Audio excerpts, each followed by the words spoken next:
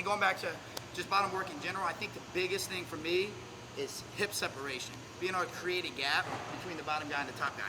He wants to be nice and tight, hug the hips. You create that separation, all of a sudden his mentality changes. He's not thinking about turning me or pinning me. He's thinking about not letting me go. So it's almost an offensive mindset for bottom.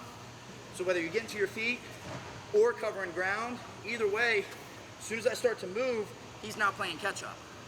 Say now he's not worried so much about getting my arm, he's worried about possibly dropping to an ankle, not letting me go. So I think hip separation is probably the single most important thing in my opinion on bottom.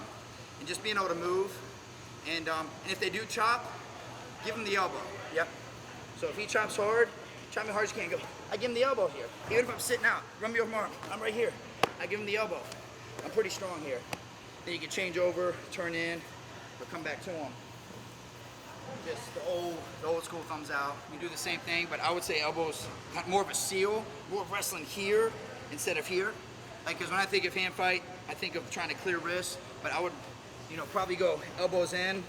Even if I'm going to brace off the whistle, brace a little bit, I would still, when I start to wrestle, try to come inside versus now he's got options here, here. So I would, yeah, same thing, yep.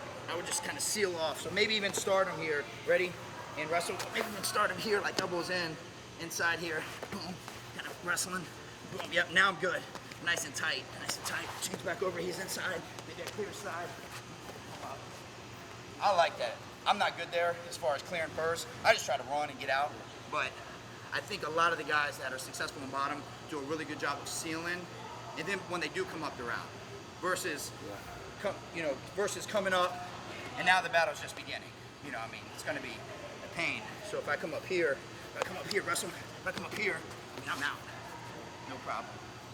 So I would spend some time in just sealing, and then let him bump him forward. So if I'm sealed, bumps me forward, boom, and then coming back, re-seal, bump me forward, coming back, and then maybe change over here, seal, keep that pressure, and then coming up.